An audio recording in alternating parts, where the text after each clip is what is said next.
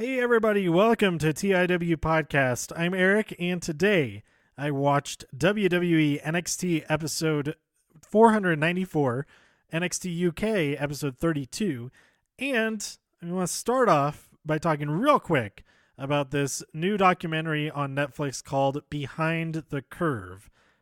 And it took me a while to get that. I actually wasn't paying attention to the title so much. I was just trying to find the documentary about the Flat Earth people because I had to see. I heard about it, and I had to see what is going on with this documentary. And because there's a clip from Talking Smack when Daniel Bryan asks AJ Styles about believing in flat Earth, but so that's where I heard about it. I didn't know the title of it. I just looked through the recent releases. I figured it was a brand new thing. And there it was, Behind the Curve. Didn't occur to me how amazing that title is. And probably the people in the documentary are thinking, yeah, it's behind the scenes of the Curve conspiracy. But no, that's not what it means. So, this documentary is very interesting. I thought it was great how they juxtaposed many interviews, like talking, like contradicting each other or complimenting each other to make a solid point that the flat earthers think that they're making, but really they are making it, but in the opposite way, kind of thing. One of the best things was I think the gal's name is Patricia. Like she's one of the main people that's focused on the movie, and then I forget the guy's name that she does a podcast with. Anyway, she's talking about how people have all these conspiracies about her, and she's like, they won't believe me no matter how much proof I give them about stuff. Oh wait, that's kind of like me, except I know I'm right about the flat Earth, and it's like she's so close to getting it and understanding it. But she's but there's a great point made by somebody else talking about just that closed-mindedness sort of thing, that as opposed to ridiculing people who believe in something that's ridiculous. I mean, calling it ridiculous is ridicule in itself, but instead of like just putting them down and things like that, it's maybe more productive to like invite them along to learn more about the subject and to be friendly about it and try to get them to see why maybe that perspective isn't, although intriguing, isn't accurate. It's an interesting thought experiment for sure. Like all kinds of conspiracy, in my opinion, all kinds of conspiracy theories are very interesting thought experiments. They're kind of like what ifs. They're either a mixture of alternative history possibilities or pure science fiction or straight up fantasy when it doesn't even follow the laws and rules of science that we know it. And so I'm always interested in hearing, reading, seeing conspiracy theories of all kinds, because it's, at the very least, it's could be interesting fiction, or just see how crazy some people are thinking about some of this stuff. But anyway, the point that they're making is that these people who believe the Earth is flat, like that may seem like so ridiculous, but they cling to it so much and they really believe in it, that you yourself might think, oh, what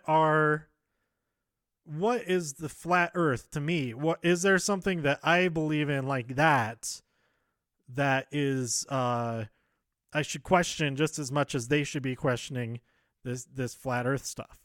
So I thought that was a really good point. But he makes the point much better in the documentary itself. It's on Netflix. Go check it out. It's called Behind the Curve, and I think it's pretty good.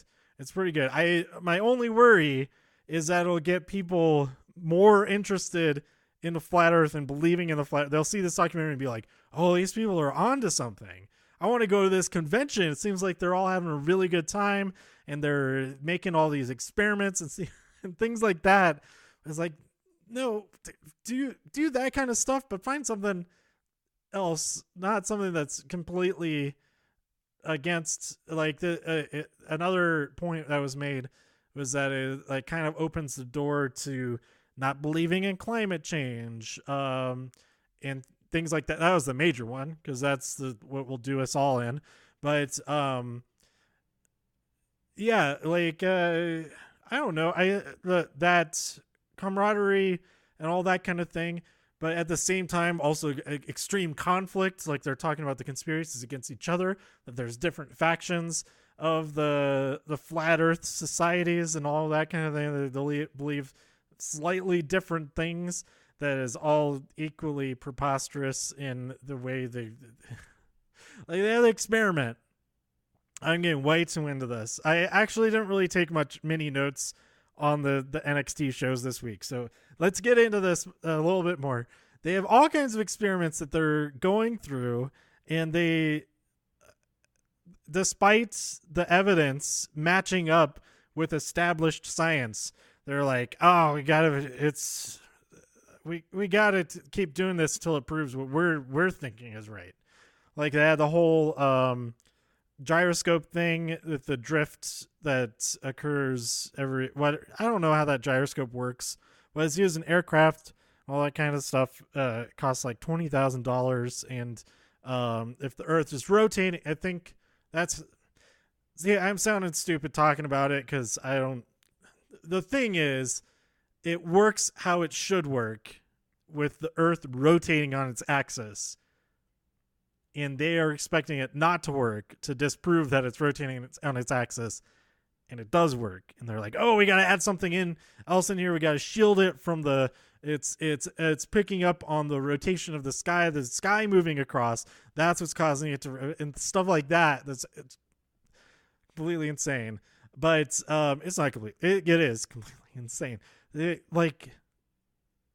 why it works. That's why that gyroscope works, is because the Earth is a spheroid and it rotates on its axis.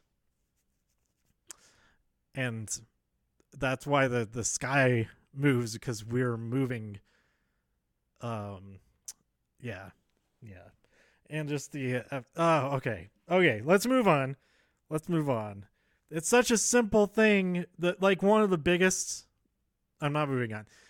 One of the biggest points that they try to make is that, if we jump, then we don't go flying off the Earth, or stuff like that, to refute that we're not traveling through space at thousands of miles per second, really, the speed of the bullet, even faster than that relative whatever we're measuring it against.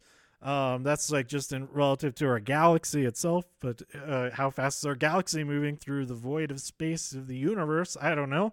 But and then on top of that's compounded by our speed that we're going around the sun, and then also the speed that we're rotating on the axis of the Earth. Like, all that adds up, but it's consistent speed. It's not acceleration. So we don't feel it because we're going the same speed as the Earth that we're on.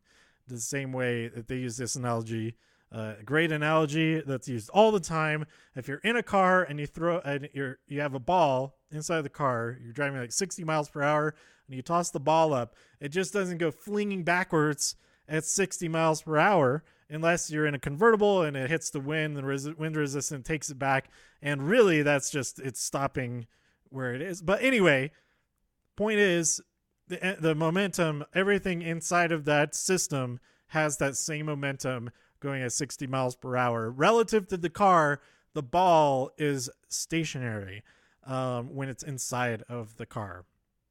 So, flat earthers, get with it. All right, NXT UK episode 32. I'm doing this opposite order of what I said, but this is the order that I wrote it down. This is the last episode that took place at Royal Rumble access. These lasted a long time. This got through the entire month of February. But Tyler Bate versus Jack Gallagher. I caught the end of this match in person, but this match is definitely a lot of fun to see again on TV. The counter after counter after counter after counter in the last sequence of the match was a lot of fun. But ultimately, Tyler Bate won via pinfall. I forget what. I think he hit the Tyler driver, maybe, or it might have just been a roll up. But it followed that whole sequence of reversals that got the referee running all over the place. He's really earning his money on this morning. And I think this is the morning after TakeOver. I forget which matches he did at TakeOver that referee did. So he may have been pretty tired already from an intense night of TakeOver action. Then we had Walter defeat Cassius Ohno. That was pretty good. And then Grizzled Young Vets defeated Oney Lorcan and Danny Burch to successfully defend the NXT UK Tag Team Championships. That, of course, is James Drake and Zach Gibson, the Grizzled Young Vets. And this match is absolutely worth checking out. I recommend it. Lots of good stuff. I'm super excited for Oney Lorcan to be in the Cruiserweight Championship contender tournament, whatever they're calling that. And it was announced, I'll get to this, to all of them in a second, but the remaining 4 teams for the Dusty Rhodes Tag Team Classic were announced, and one of those teams is Oney Lorcan and Danny Burch. So I'm super excited for that.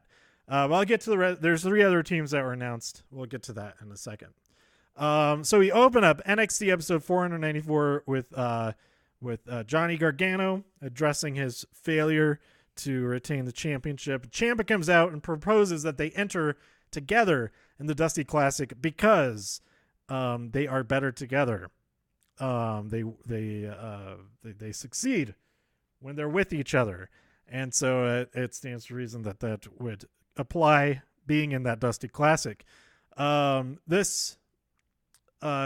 guess Johnny didn't watch back the previous week's episode because I just left the show playing, and then it played last week's episode after that because I was working on something, or I don't know what was going on, but I didn't notice it when I was watching the first time that Ciampa backstage, when Johnny lost, he was pretty happy about that. So this is the way in for Ciampa to get into Johnny's head even more. Is they like, hey, I told you so. Not saying it in this way, but basically, hey, I told you so. I said that you were going to, if I wasn't out there, that you were going to lose.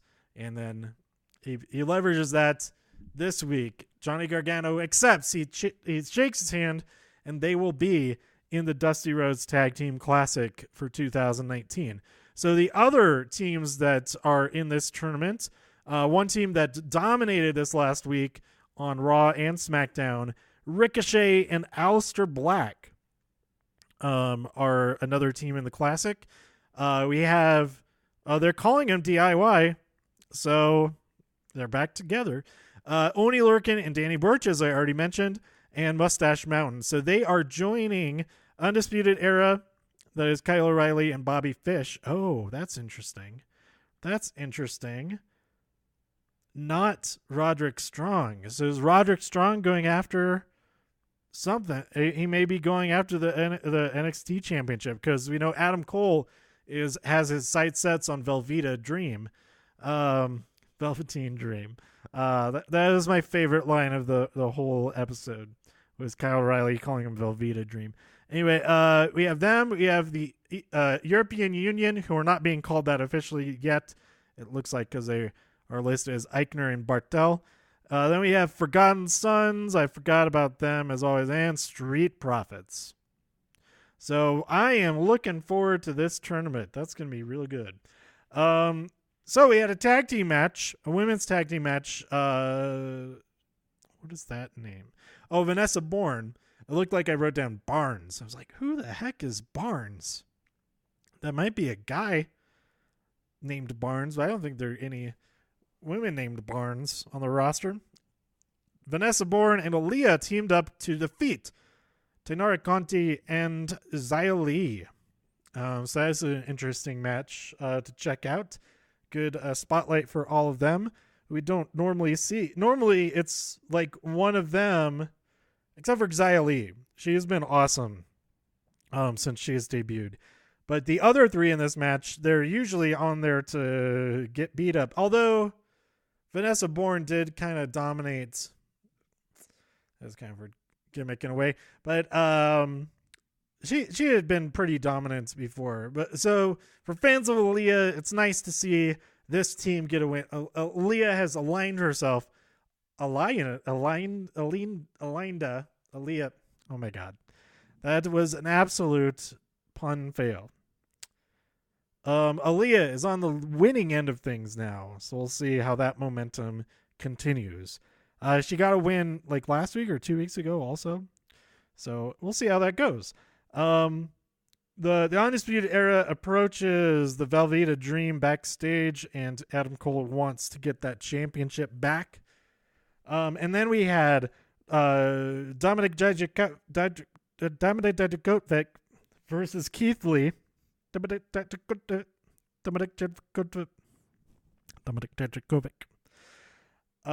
This match ended in a double count out after a huge moonsault to the outside. That was pretty cool. Then we had a special appearance by the women's tag team champions Bayley and Sasha Banks, and they pretty much were showing off, coming back home to show off the goods.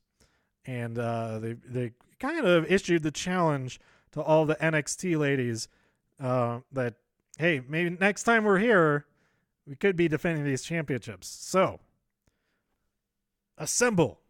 Tag teams assemble. We already saw 2 sets of tag teams, but they were kind of oddballs. While the other one, Conti and Lee, were kind of an oddball pairing. I don't know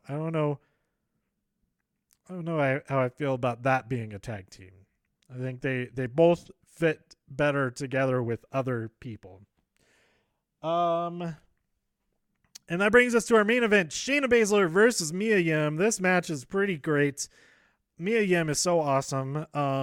She and Mercedes Martinez give me very similar vibes as part of, they're like, seriously, both of them have to be like the toughest fighters in that have been in WWE yet. Of course, Mercedes Martinez has only been the Man Classic. She is not signed to WWE as Mia Yim is, but seeing both of them fight is so cool. And yeah, I'd say they're kind of like in a class of their own in a way. That I can't think of anybody else who is really matches up to them in a similar way. It's like Jessamine Duke seems like she wants, like she's going for that type of style, but no, it doesn't. It's not. It's not working. So yeah, go check out this match. It's pretty good. Shayna Baszler successfully defends her I don't know if this is a championship match. It might have just been a regular match. No championship on the line. Either way, Shayna Baszler did win, and we'll see where that all goes from here. Because this was like following up from them attacking after Mia Yim's match last week or a couple weeks ago. So yeah. That's it. That's all the stuff from this week. There were a couple of matches on main events that may be worth checking out. One of them was EC3 versus... Oh, who did he fight? It may have been against No Way Jose. No Way Jose fought somebody, and EC3 fought somebody that might have been each other, and then there were some other people also. Oh, it was EC3 versus Razar. And then No Way Jose. I haven't actually watched the episode. I just saw the description. I don't know why I'm getting so into this, but it might be worth checking out. If you're like, where's EC3 been? I want to see more of him. I mean, he beat Dean Ambrose. Why don't we see him on TV? So maybe it's kind of an unfortunate situation at the moment, it would seem, for EC3 fans. Oh yeah, that is interesting. Oh, I should check that out because Drake Maverick would have been out there with Rizar. To see Drake and EC3 interact with each other, that could be pretty fun. All right, so that's it. I've talked enough about all this and the Flat Earth documentary called Behind the Curve. Go check that out. Let me know what you thought about it, NXT and NXT UK this week by tweeting me at TIW Podcast. Go to TIWpodcast.com for more reviews.